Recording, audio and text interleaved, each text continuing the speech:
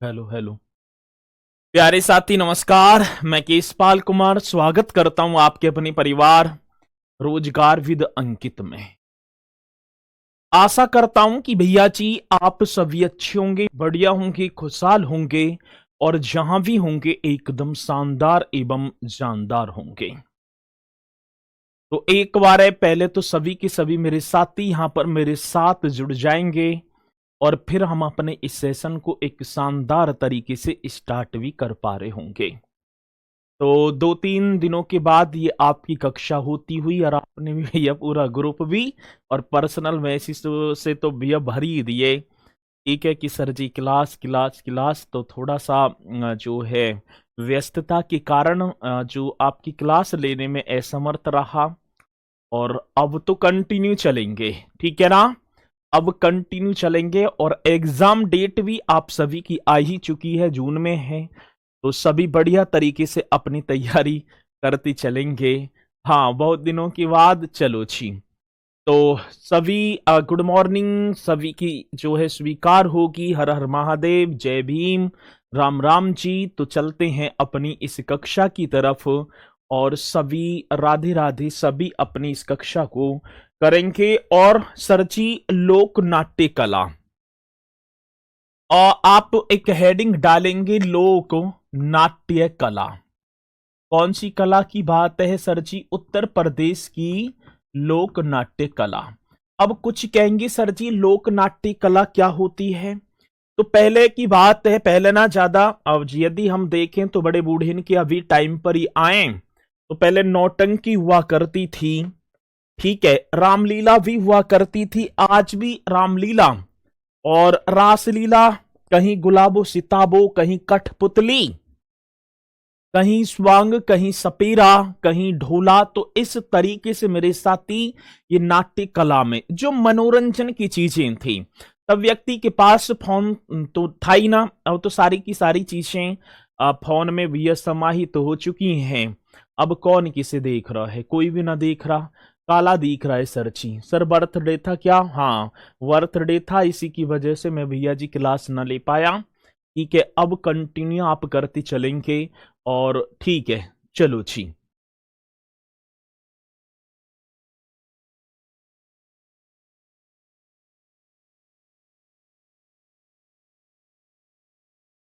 चलो जी, चलते हैं। तो भैया जी पहली बात तो ये होगी, उत्तर प्रदेश अपने मौलिक नाट्य कला के लिए प्रसिद्ध है। ये तो बात है सर जी।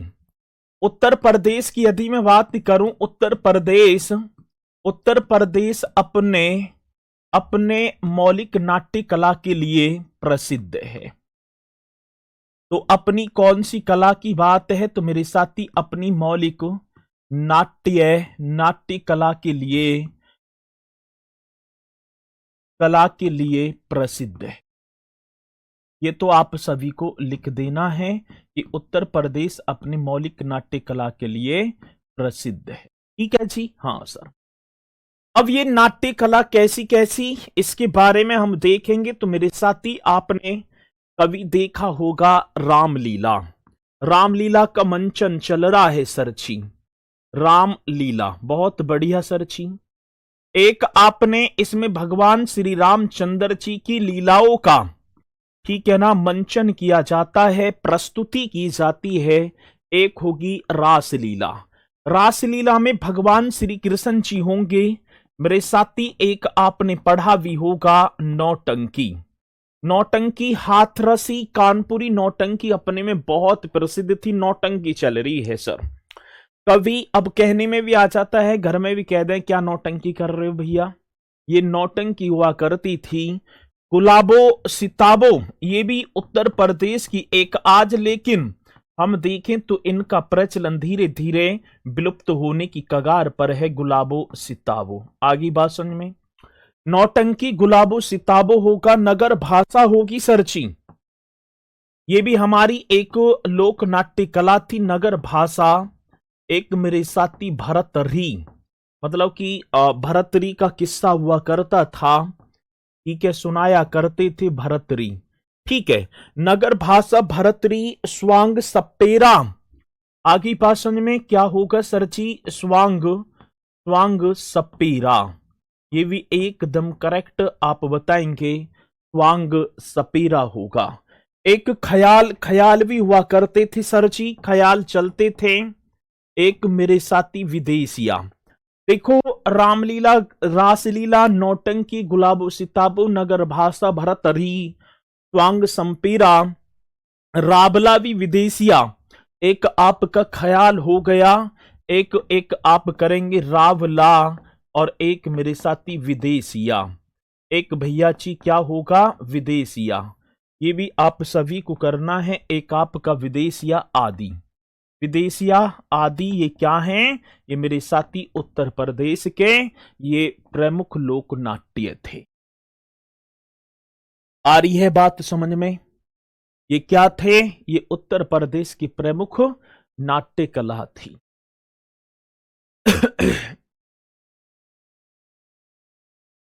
हाँ, अब ये पॉइंट आप सभी को पता होगा, और आपने देखा होगा अभी एक, अब एक और थी कठपुतली, ठीक है ना? एक क्या थी मेरे साथी? कठपुतली। और प्रदेश में लोक नाट्य जो कठपुतली, ठीक है ना, ग्लव्स व रॉड कठपुतली का अधिक प्रचलन था। अभी प्रेमानंद महाराज जी के पास एक गए थे ना, दोनों हाथों में, ठीक है ना, दोनों हाथों में वो ले रखे थे, वो बोलते हैं आपस में महाराज जी इधर से, ठीक है ना, तो इसी तरीके से उसे हम बोलते थे कठपुतली। ग्लव्स और रोड कठपुतली का सबसे ज्यादा प्रचलन था, ठीक है। हाँ बिल्कुल लिखना होगा, ये उत्तर प्रदेश की लोक नाट्य कला होंगी सर। और प्रदेश में लोक नाट्य कठपुतली का सबसे ज्यादा, और कठपुतली ग्लव्स और रोड कठपुतली का सबसे अधिक प्रचलन था सर। ये पॉइंट भी आप सभी को कर देना है। क्या करना है भैया जी? ये पॉइंट बड़ा बेहतरीन, बड़ा जानदार ये पॉइंट होगा, ठीक है। और क्या होगा सर आप बताएंगे? ये होगा सर जी प्रदेश में लोक नाट्य, प्रदेश में कौन सा? तो प्रदेश में लोक नाट्य, और उस नाट्य का नाम आप बताएंगे, लोक नाट्य नाम था सर जी कठपुतली, ठीक है। कौन सा? लोक नाट्य कठपुतली, जी सर। और कठपुतली की बात देखी जाए मेरे साथी, प्रदेश में लोक नाट्य कठपुतली, और कठपुतली आपकी बनेगी सर जी ग्लव्स, कोष्टक बंद कर देना है, ग्लव्स, ग्लव्स ऐसे करेंगे, ग्लव्स व रॉड कठपुतली, वे क्या होगा? रॉड कठपुतली, क्या होगा सर जी? रॉड कठपुतली। ये भी आप सभी को करना है।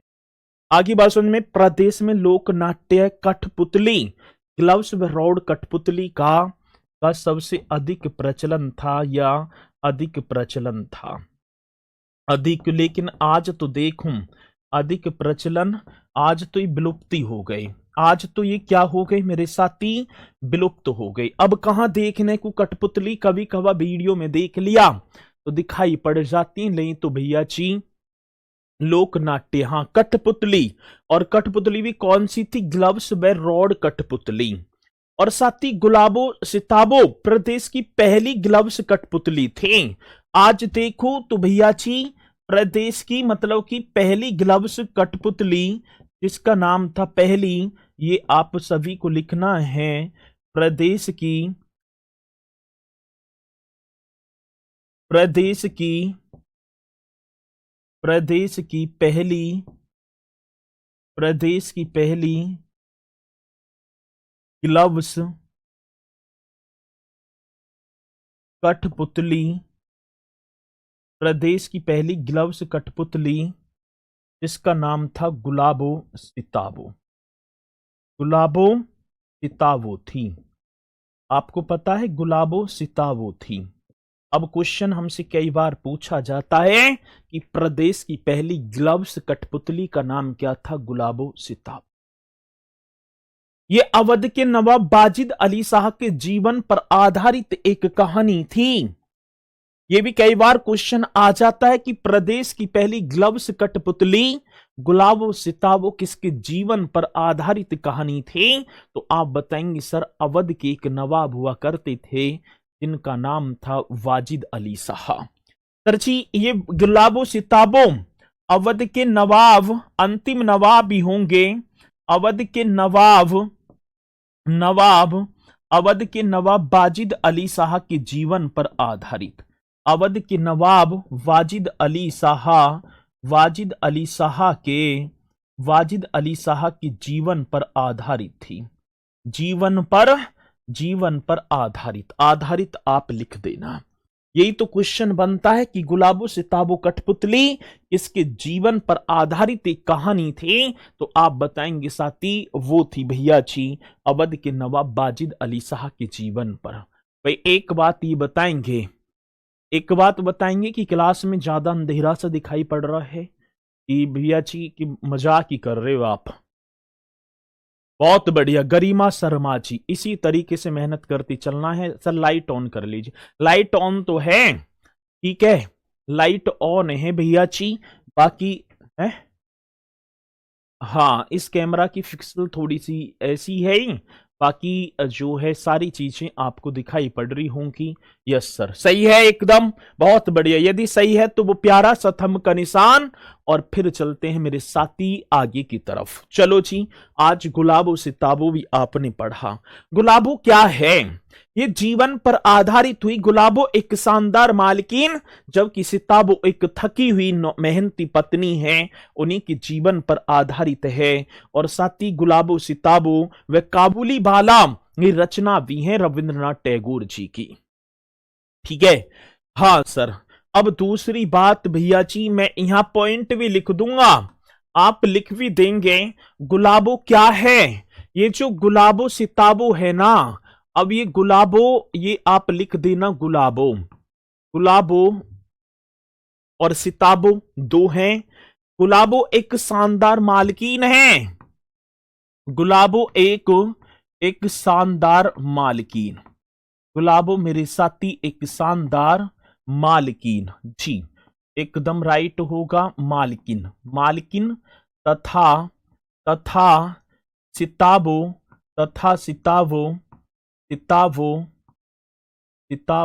सिताबो एक थकी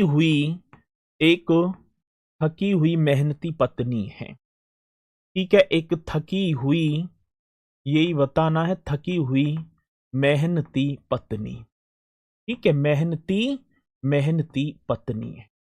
और ये जो कहानी गुलाबो सिताबो की स्टार्ट हो जाती है और ये कहानी बन जाती है अवध के अंतिम नवाब वाजिद अली शाह के जीवन पर। गुलाबो सिताबो एक फिल्म भी आई थी जिसमें अमिताभ बच्चन और आयुष्मान खुराना मुख्य भूमिकाओं में है। फिल्म किराएदार और मकान मालिक के रिश्ते पर आधारित है।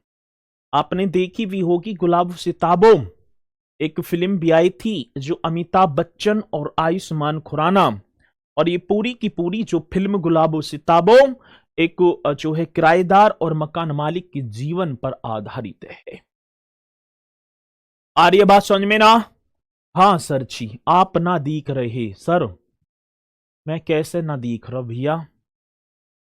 2-4 दिन घर रह गऊंगा तब लय की हो गऊंगा, ठीक है। चलो कर लो एडजस्ट, आज कर लेंगे और बाकी कल जो है करेंगे, आज तो कर लेंगे ना। और सर जी गुलाबो सिताबो व काबुली बाला टैगोर की रचनाएं भी हैं। नोट करके लिख देना, ये गुलाबो सिताबो अलग बनेंगे। हाँ सर जी, एक पॉइंट और नोट करके लिखेंगे, और नोट करके क्या लिख देना है? गुलाबो सिताबो रचना भी हैं सर जी। एक का नाम था गुलाबो और एक नाम था मेरे साथी सिताबो। गुलाबो सिताबो वे काबुली बाला। वे कौन सा काबुली? मतलब कि गुलाबो सिताबो वे कौन सा काबुली बाला, इस तरीके से कर देना। गुलाबो सिताबो वे काबुली बाला, ठीक है ना। रविंद्रनाथ टैगोर की रचना भी है। रविंद्रनाथ, हाँ सर जी, कौन सी? रविंद्रनाथ टैगोर की, टैगोर की रचना भी, रविन्द्रनाथ टैगोर की रचना भी है, रचना भी है। चलो जी, ये पॉइंट सभी को लिखना है। इसी के साथ मेरे साथी ये आप सभी को करना है। अब एक चीज मैंने और लिखवाई थी, रामलीला। ये आपको दिखाई पड़ रहा है रामलीला? हाँ सर जी। अब रामलीला पहले हमने गुलाबो सिताबो किया और अब कर लेते हैं रामलीला। हाँ जी गुरुजी, घर जाके ब्लैक हो गए हो, और ऐसे ही है। अब दूसरी बात क्या होगी सर जी, ये अब एक और चीज आप देखेंगे, अब एक और करेंगे आप रामलीला। कौन सी लीला की बात मेरे साथी? तो आप यहां पर लिख देना रामलीला। अब ये तो सभी को पता है भैया जी कि रामलीला सभी के ग्रामीण क्षेत्रों में तो चलती है रामलीला, ठीक है, सभी जगह। और ये भगवान जीवन के या भगवान राम के जीवन पर आधारित है, और इसका जो प्रदर्शन दशहरे के अवसर पर 10 से 12 दिन तक किया जाता है। ये तो बाकी मुझे लिखवाना ना चाहिए, लेकिन कुछ ऐसे महानुभव होंगे अभी टोक देंगे गुरुजी रामलीला किसके जीवन पर आधारित है, तो आप लिखो भगवान, हाँ सर, एक कहानी होती है ना भगवान राम के जीवन पर आधारित, भगवान राम के जीवन पर आधारित, जीवन पर आधारित। चलो, एकदम बेहतरीन क्वेश्चन, भगवान राम के जीवन पर आधारित हो। और इसका जो प्रदर्शन यदि हम देखें दशहरे के अवसर पर, हाँ सर जी, दशहरे के अवसर पर, दशहरे के अवसर पर 10 से 12 दिन तक किया जाता है। 10 से अवसर पर 10 से 12 डेज तक, 12 दिन तक, 10 से 12 दिन तक किया जाता है। ये भी आप सभी को लिखना होगा मेरे साथी, आप सभी। अब ये तो सभी को पता है कि भैया जी रामलीला, ये रामलीला कितने 10 से 12 दिन तक, और ये भगवान रामचंद्र जी के जीवन पर आधारित होगी। और वाराणसी के रामनगर में 31 दिन तक रामलीला का आयोजन। ये पॉइंट बड़ा इंपोर्टेंट है भैया जी, ये क्वेश्चन पूछा गया था कि वाराणसी के रामनगर में जो रामलीला का आयोजन कितने दिनों तक किया जाता है, तो आप जल्दी से बता देना सर जी। वाराणसी के रामनगर में, हाँ सर, कहां के? वाराणसी के रामनगर में, वाराणसी के रामनगर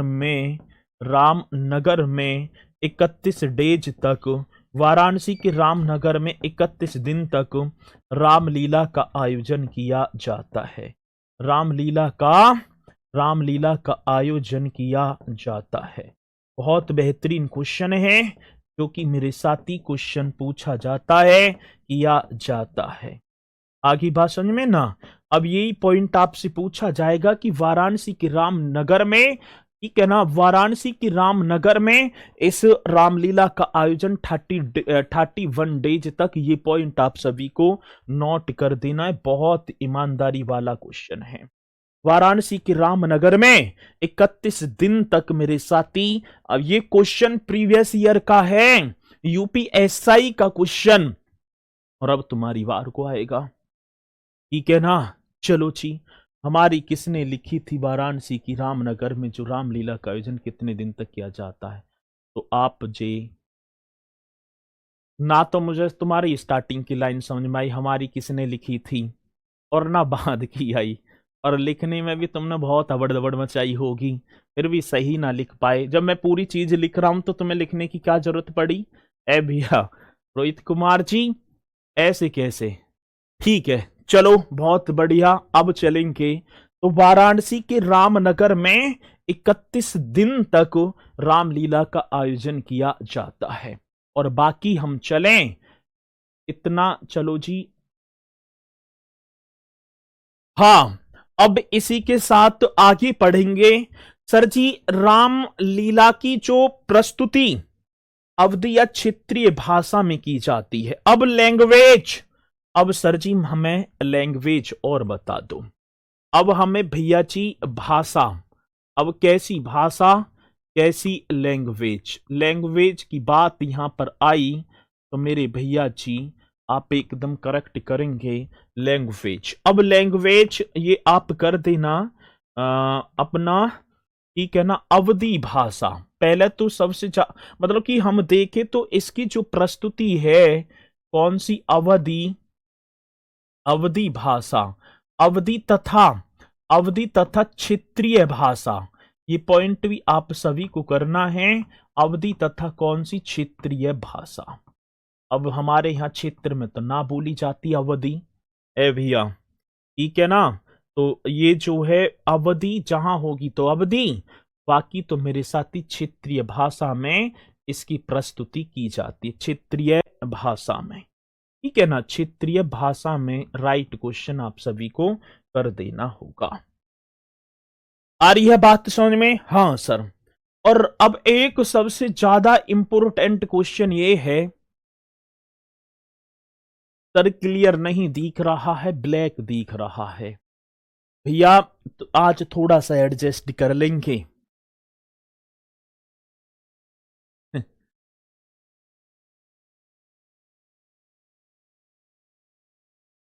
हाँ, गांव की भाषा जो क्षेत्रीय होती है 31 दिन तक होती है, बिल्कुल। अब दूसरी बात, अब दूसरी बात क्या है, रामलीला को यूनेस्को की, जो यूनेस्को की मानवता की अमूर्त सांस्कृतिक विरासत में कब शामिल किया गया था, ये पॉइंट बता दो आप मुझे, ये जल्दी से आप मुझे बता दो ये पॉइंट भी। रामलीला को, हाँ सर, किसको, रामलीला को, रामलीला को यूनेस्को की, यूनेस्को की मानवता की अमूर्त, मानवता की, यूनेस्को की मानवता की अमूर्त सांस्कृतिक, सांस्कृतिक विरासत सूची में, सांस्कृतिक विरासत सूची में 2008 में, 2008 में शामिल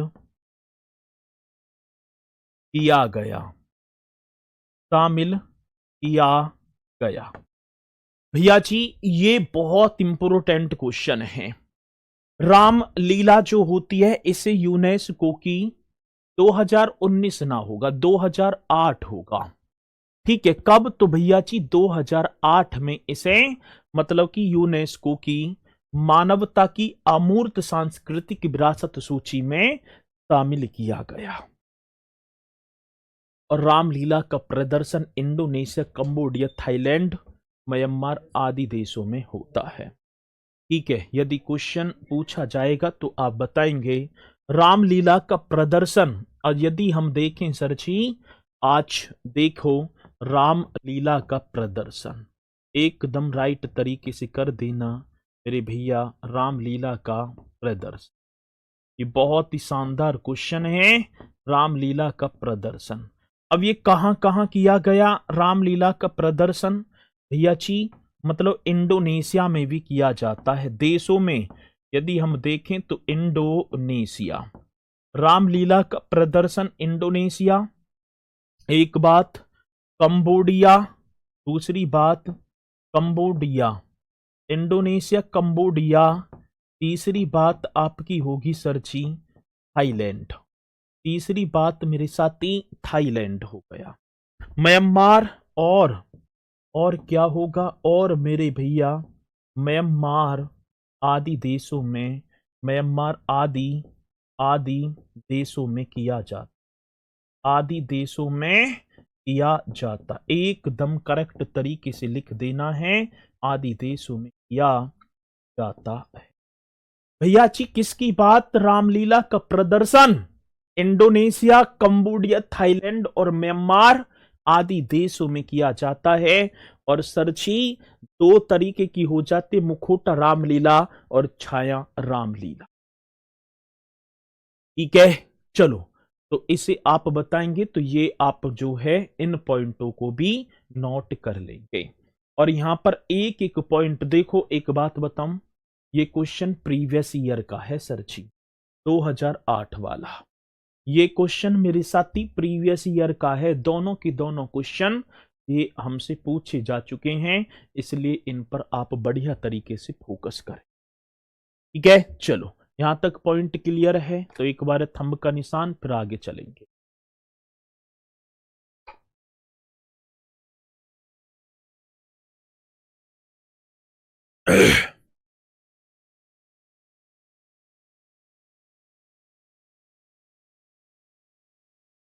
ठीक है, आगे चलूं,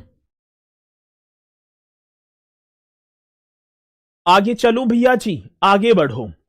अब दूसरी बात आती मेरे साथी रास लीला। अब एक और लीला आप देखेंगे, नाम होगा रास लीला।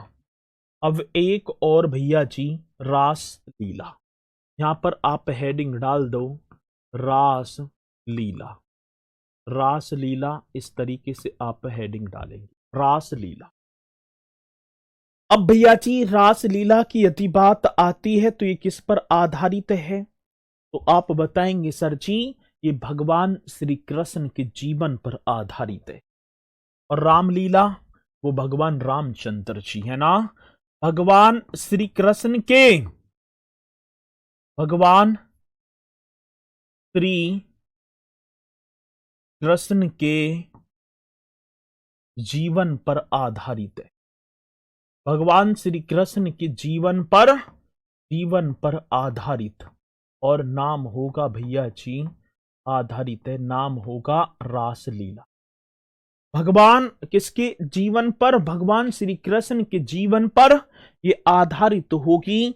और सरची रासलीला का प्रदर्शन जन्माष्टमी के अवसर पर किया जाता है।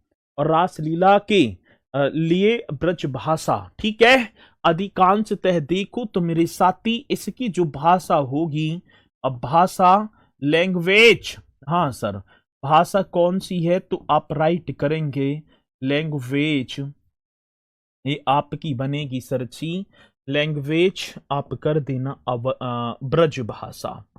ब्रज भाषा करेक्ट क्वेश्चन होगा, ब्रज भाषा। ठीक है, और बाकी तो भैया जी रासलीला वगैरह अब हमारे यहाँ हो जाए तो रासलीला थोड़ी होगी। ठीक है, यहाँ तो खड़ी बोली तरीके से ही प्रयोग होगी, तो ब्रज भाषा एकदम करेक्ट होगा। और इसका प्रदर्शन अधिकांशतः देखूं तो साथी जन्माष्टमी के अवसर पर किया जाता है। ठीक है, बाकी तो आप सभी को पता ही है। इसी के साथ एक और आया, एक क्या आया भैया जी, नौटंकी। एक और पढ़ेंगे, एक और क्या पढ़ेंगे, नौटंकी। चलो आप एक और हेडिंग डालेंगे नौटंकी। नौटंकी है, अब नौटंकी तो भैया हर घर में हो है, नौटंकी नाम ही रख दिया नौटंकी। उत्तर प्रदेश का एक लोकप्रिय नाट्य है।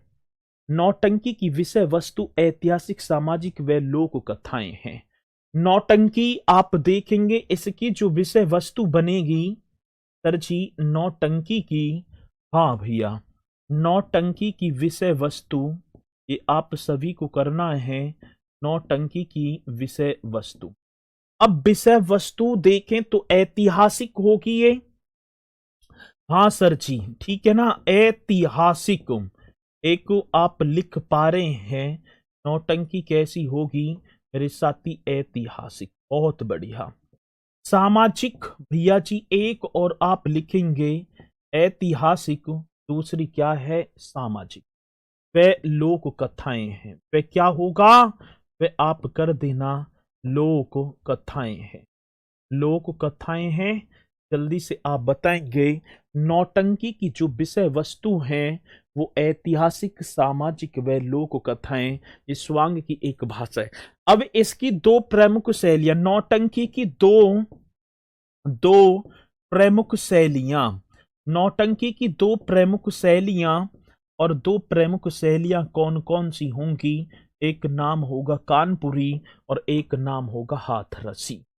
एक भैया जी कानपुरी, हाँ सर, एक आपका कानपुरी व एक आप लिख देना हाथरसी। एक बना सर जी कानपुरी और एक बन गया हाथरसी। नौटंकी की दो प्रमुख शैलियां, एक नाम होगा कानपुरी और एक नाम होगा सर जी हाथरसी। ठीक है, ये पॉइंट भी आप सभी का करेक्ट होगा। और भैया जी आप ग्रुप में हैं, ठीक है। आप यहाँ जहां पर क्लास देख रहे हैं उसी के साइड में ऐसे करेंगे ना, जैसे फोन से ऐसे कर दें, वैसे मुंह पे फोन भी ना है, टूटा फूटा सही है, ऐसे कर देंगे तो वहीं टेलीग्राम का ऑप्शन आएगा, तो वहां आप ऐड हो जाएंगे। अमन Yadav ji happy rose day sir जी, ठीक है, थैंक यू। ठीक है, चलो तो इसी के साथ आगे बढ़ेंगे। ये आपका नौटंकी, इसकी दो प्रमुख शैलियां कानपुरी व हाथरसी होंगी। एक आता है साथी स्वांग, ठीक है, स्वांग भी होता है, रोहतक और हाथरसी उसकी भी दो शैलियां होंगी। पहले आप करेंगे ख्याल, पहले आप लिखेंगे सर जी ख्याल, पहले आप कर देना मेरे भैया ख्याल, है ना, पहले आप करो ख्याल, पहले आप लिखेंगे ख्याल, है ना, पहले आप करेंगे ख्याल। अब ख्याल की बात आती है तो यह एक लोक नृत्य और नाट्य कला दोनों की दोनों है। ठीक है, ख्याल की बात आई तो ये क्या क्या होगा सर जी, लोक नृत्य और नाट्य कला है। यह एक लोक नाट्य भी है और एक नृत्य कला भी है। मतलब कि यह एक लोक नाट्य है और मतलब नाट्य कला, लोक नाट्य वे नृत्य कला है। वे क्या, तो आप एकदम करेक्ट करेंगे, नृत्य कला है। इसे आप एकदम शानदार छाप। यह एक लोक नाट्य व नृत्य कला जिसका नाम ख्याल, और सरची ख्याल तो आप कर देना, ये उत्तर प्रदेश का होगा। इसी के बाद मेरे साथी राहुला, इसी के बाद एक और आएगा जिसका नाम होगा राहुला। बस इतना ही पढ़ लेना आप, एक नाम और होगा राहुला। ये बुंदेलखंड का एक लोक नाट्य है जो शिक्षाप्रद कहानियों पर आधारित है। ठीक है, अब एक और, हाँ सर जी, एक और बात राहुला, यदि राहुला की बात आई ना तो सर जी बुंदेलखंड का एक लोक नाट्य है। यह कहां का, यह है बुंदेलखंड का, यह बुंदेलखंड का लोक नाट्य है।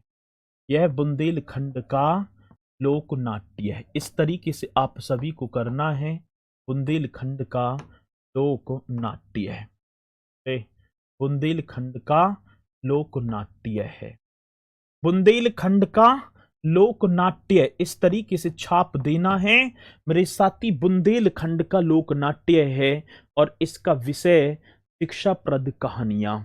यदि राहुला के विषय की बात आई ना, इसका जो सब्जेक्ट होगा, इसका सब्जेक्ट क्या मेरे साथी, शिक्षाप्रद कहानियां।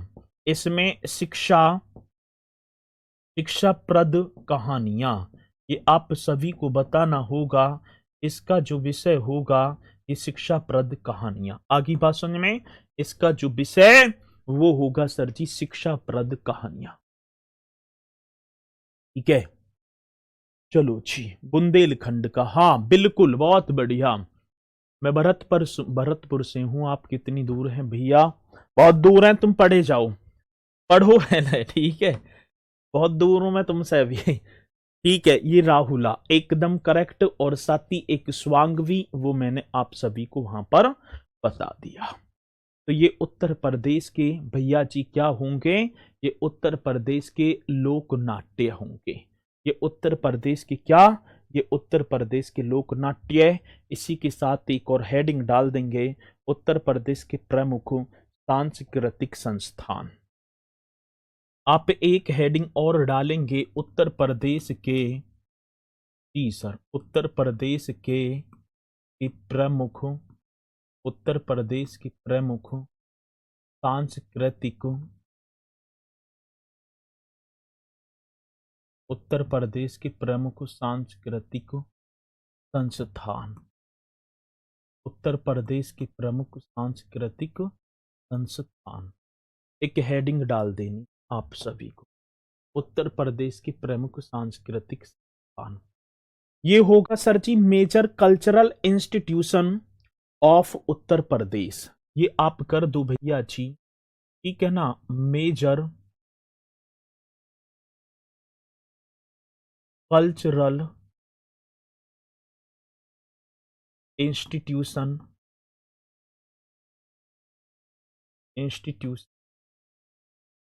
Of Uttar Pradesh. Uttar Pradesh, major cultural institution of Uttar Pradesh. इस तरीके से आप एक हेडिंग डाल दें। चलो जी, अब इसमें भी भैया जी उत्तर प्रदेश के प्रमुख सांस्कृतिक संस्थान में, चलो भैया जी अमन बुंदेला जी एडजस्ट तो कर लेंगे सर, एक बार जय श्री राम बोल, जय श्री राम, ठीक है। अब दूसरी बात क्या है, अब मैं एक चीज बताऊंगा, एक है भातखंडे संगीत संस्थान। मेरे साथी एक संस्थान की बात, और संस्थान का नाम होगा भातखंडे संगीत संस्थान। आप सभी को एक हेडिंग डालनी है, भातखंडे संगीत संस्थान, भातखंडे संगीत संस्थान। चलो सर, और एक और बात बताऊं, अभी एक पेपर हुआ था यूपी ट्रिपल एससी ने कराया, और उसमें यहां पर क्वेश्चन आया था कि भातखंडे संगीत संस्थान की स्थापना, इस संस्थान की अवस्थिति ये कहां पर है। इन सारे पॉइंटों को मेरे साथी, इसकी स्थापना कब हुई, कब इस डीम्ड विश्वविद्यालय का दर्जा, पहले इसका नाम क्या था, बाद में इसका नाम क्या पड़ा, ठीक है। ये आप भातखंडे संगीत संस्थान, स्थापना की बात आती मेरे साथी, आप एक लिखेंगे पहले स्थापना। स्थापना मीन्स हो गया आपका इस्टेब्लिशमेंट, या जी इस्टेब्लिश, इस तरीके से आप सभी को करना है, इस्टेब्लिशमेंट, एकदम राइट। आज स्थापना जैसी ही शब्द आया तो 1926 में लखनऊ में इसकी स्थापना हो जाती है, Marris college of Hindustani music के नाम से। 1926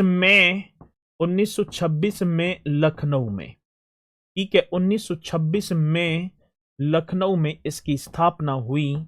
लखनऊ में मैरिज कॉलेज ऑफ, मैरिज ऐसे कर देना है, Marris college of Hindustani music, Marris college of Hindustani, हाँ सर जी, कौन सा, हिंदुस्तानी म्यूजिक, इस नाम से, हिंदुस्तानी म्यूजिक के नाम से, हिंदुस्तानी म्यूजिक के नाम से मेरे भैया। हाँ, 1926 ईस्वी में लखनऊ में marriage college of Hindustani music के नाम से भातखंडे संगीत संस्थान की स्थापना हो जाती है। और प्रयास किसका था, पंडित विष्णु नारायण भातखंडे के प्रयासों के द्वारा। प्रयास यदि हम देखें तो सर जी प्रयास किसका था, पंडित विष्णु नारायण, हाँ सर, कौन से, पंडित विष्णु नारायण, पंडित विष्णु नारायण भातखंडे के प्रयास से, भातखंडे के प्रयास से मेरे भैया जी, भातखंडे के प्रयास से। आगे बात समझ में, पंडित विष्णु नारायण भातखंडे के प्रयास फलस्वरूप भातखंडे संगीत संस्थान की, हाँ सर जी, स्थापना हो जाती है। कई बार क्वेश्चन आ जाता है कि प्रयास किसका रहा, तो पंडित विष्णु नारायण भातखंडे का। आज मैरिस कॉलेज ऑफ म्यूजिक, क्योंकि उद्घाटन यही करता थे सर मैरिस ने, इन्हीं के नाम पर इसका नाम रख दिया। धीरे धीरे परिवर्तन प्रकृति का नियम है, ये तो आप सभी को पता है। देश स्वतंत्र हुआ वर्ष 1960 आया सर। कौन सा भैया जी? वर्ष 1960 एकदम राइट होगा सर। वर्ष 1960 भातखंडे हिंदुस्तानी संगीत महाविद्यालय, इसका नाम बदला मैरिस कॉलेज ऑफ जो मैरिस कॉलेज ऑफ हिंदुस्तानी म्यूजिक का नाम बदल कर भैया जी नाम बदला 1960 में, और नाम बदल कर क्या कर दिया? नाम बदल कर भातखंडे, नाम इन्हीं के नाम पर होगा। नाम बदलकर भातखंडे, ये बता देना, भातखंडे हिंदुस्तानी संगीत हिंदुस्तानी संगीत महाविद्यालय रखा गया। संगीत महाविद्यालय, हाँ सर, महाविद्यालय रखा गया। एकदम राइट क्वेश्चन, रखा गया। ये एकदम शानदार क्वेश्चन है। आगे बात समझ में, नाम बदला, नाम बदलकर भातखंडे हिंदुस्तानी संगीत महाविद्यालय रखा गया। आ रही है बात समझ में ना? तो ये नाम बदलकर क्या, पहले क्या था? मैरिस कॉलेज ऑफ हिंदुस्तानी म्यूजिक, आज 1960 में भातखंडे हिंदुस्तानी संगीत महाविद्यालय रख दिया। समय बदला 26 मार्च 1966 को इस महाविद्यालय को संस्कृति विभाग ने अपने नियंत्रण में ले लिया। ठीक है, कब की बात मेरे साथी? 26 मार्च 1966, 26 मार्च 1966 की बात आई सर। 26 मार्च 1966 की बात, और इस महाविद्यालय को किसने? संस्कृत विभाग ने। इस महाविद्यालय को संस्कृत विभाग ने अपने नियंत्रण में ले लिया। ठीक है, इस महाविद्यालय को ये पॉइंट भी आप सभी को लिख देना। इस महाविद्यालय को ठीक है ना, संस्कृत विभाग ने, कौन सा? तो भैया जी जो संस्कृति विभाग है, संस्कृति विभाग ने अपने नियंत्रण में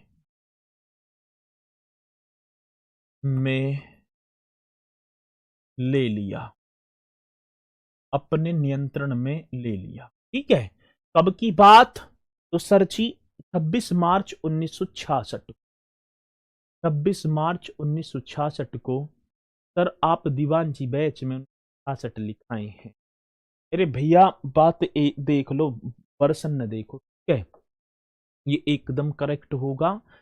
उन वर्षन न तो देखो पहले। ठीक है, मतलब नाम बदला और फिर इसे 1966 में संस्कृत विभाग ने अपने नियंत्रण में ले लिया। ये पॉइंट है 1966, 26 मार्च 1966 में संस्कृत विभाग ने अपने नियंत्रण में ले लिया। आगे बात समझ में ना? पॉइंट सोनू जी एक बार जल्दी से थंब का निशान, फिर आगे बढ़ेंगे। यहां तक पॉइंट मैंने देखो, यहां नाम बदला मैंने ये भी लिखाया होगा पर एक में ही जोड़ दिया होगा, लेकिन आप यहां देखेंगे सर एकदम बेहतरीन क्वेश्चन होगा। ठीक है, चलो जी ये करेक्ट है जी, ये करेक्ट है ना? जल्दी बताओ एक बार प्यारा सा वो थंब का निशान, फिर आगे चलेंगे अपने अगले मतलब इसी में। फिर 24 अक्टूबर 2000 की बात, इस महाविद्यालय को, ये जो महाविद्यालय, इसे डीम्ड विश्वविद्यालय का दर्जा दिया जाता है। सर कब की बात? 24 अक्टूबर। हाँ भैया जी, एक वर्ष और आया। 24 अक्टूबर 2000 की बात थी, पूरा का पूरा 2000, 24 अक्टूबर 2000। और सर जी ये जो महाविद्यालय है ना, इस महाविद्यालय को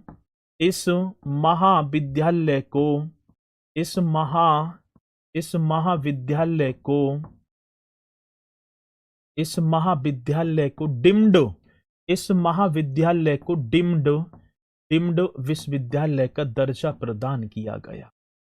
इस डिम्ड विश्वविद्यालय का दर्जा प्रदान किया गया। बहुत बढ़िया सर जी, दर्जा प्रदान किया गया, एकदम करेक्ट कर देना, एकदम राइट।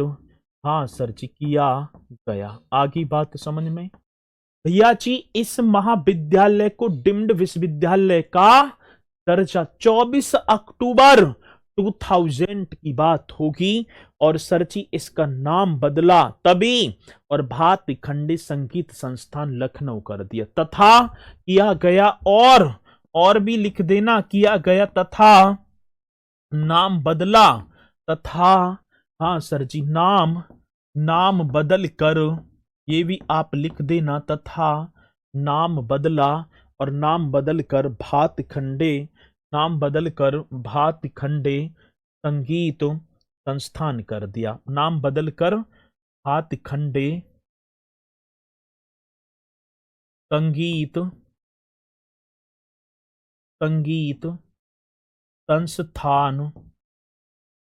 संस्थान कर दिया गया।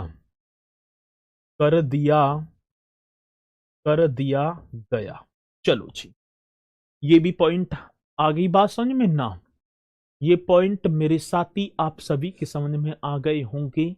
जल्दी से बताओ कि ये भी पॉइंट आ गया। एक एक पॉइंट को 24 अक्टूबर 2000 में डिम्ड विश्वविद्यालय और नाम बदला भात खंडे संगीत संस्थान कर दिया, और वर्तमान में इसे भात खंडे राज्य संस्कृति विश्वविद्यालय के रूप में जाना जाता है। मेरे साथी ये पॉइंट भी आप लिख देना।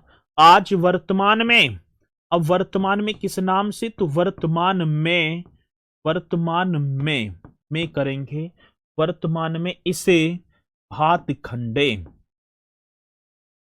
वर्तमान में इसे क्या राइट कर देना सर जी, भात, वर्तमान में इसे भात खंडे राज्य संस्कृति, वर्तमान में इसे भात खंडे राज्य संस्कृति विश्वविद्यालय के रूप में जाना जाता है। विश्वविद्यालय के रूप में जाना जाता है।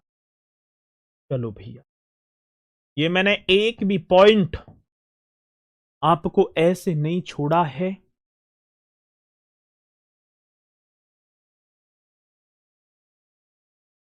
कोई नहीं उठाता है कॉल को, इसकी कॉल हेल्पलाइन नंबर पर। अच्छा चलो, तो अपने हाथ से नोट्स बनाओ, इसकी नोट्स मिल जाए, फ्री फंड में डोल रहे हो हैं। जितनी चीजों को आप लिखकर ठीक है ना याद करेंगे ना, सारी चीजें और ज्यादा मजबूताई के साथ याद होंगी। ठीक है, चलो बहुत बढ़िया। तो ये यूजीसी के द्वारा डिम्ड विश्वविद्यालय का दर्जा दिया जाता है। ठीक है, मतलब होता तो वो केंद्रीय विश्वविद्यालय, लेकिन केंद्रीय विश्वविद्यालय नहीं है, मतलब सम विश्वविद्यालय बन जाता है, केंद्रीय विश्वविद्यालय से नीचे होता है ये। तो ये पॉइंट मुझे तो ना लगता कि भैया जी आपका कोई भी पॉइंट ऐसा रहा हो, ठीक है ना, कि आप ना करके आए। मैंने तो पूरा आपको निचोड़ यहां पर दे दिया है। अब इसी के साथ एक और आता है उत्तर प्रदेश संगीत नाटक अकादमी। मेरे साथी एक और आया, और आप हेडिंग डाल देंगे दूसरा, उत्तर प्रदेश। हाँ सर, कौन सा? उत्तर प्रदेश संगीत नाटक अकादमी, उत्तर प्रदेश संगीत नाटक अकादमी, इसे भी ऐसे ही लिख दो। उत्तर प्रदेश संगीत नाटक अकादमी, पहली बात स्थापना कब? 13 नवंबर 1963 को। मेरे साथी इसकी एस्टेब्लिशमेंट हमसे पूछी तो आप लिख देना 13 नवंबर 1963। बहुत बढ़िया, बहुत बढ़िया, 13 नवंबर 1963 ईस्वी। आगे बात समझ में, 13 नवंबर 1963 ईस्वी। किसकी स्थापना? रिसाती उत्तर प्रदेश संगीत नाटक अकादमी की स्थापना। अब कई बार क्वेश्चन आता है कि उत्तर प्रदेश संगीत नाटक अकादमी का मुख्यालय, तो आप लिखो भैया जी मुख्यालय गोमती नगर, मुख्यालय गोमती नगर। और ये गोमती नगर कहां पर? तो आप बताएंगे सर जी लखनऊ में पड़ता है गोमती नगर। और गोमती नगर छाप देना आंखी आंखों में, ये आपका होगा सर जी लखनऊ। किसी मेरे भाई बहन को कोई डाउट है? नहीं सर। गोमती नगर लखनऊ में उत्तर प्रदेश संगीत नाटक अकादमी। और ये संस्कृति विभाग के अधीन एक स्वायत्तशासी निकाय होगा सर जी, ठीक है ना? हाँ सर, तो इन्हें करेंगे भैया जी। और यहीं से पहले तो इन्हीं 2-3 और रह गए, और उसके बाद कल आपकी उत्तर प्रदेश की सामाजिक व्यवस्था वाला टॉपिक चलेगा। कल से नया टॉपिक मेरे साथी, ठीक है जी। हाँ जी सर जी, मेरा कमेंट्स आपको दिख रहा है बहन जी, आप सभी दिख रहे हैं मुझे। तो इन्हें करते चलना एकदम शानदार तरीके से। मुलाकात भी करेंगे एक बार और कल एक और शानदार सी सेशन के साथ। तो सभी बोलेंगे सर जय हिंद, जय भारत।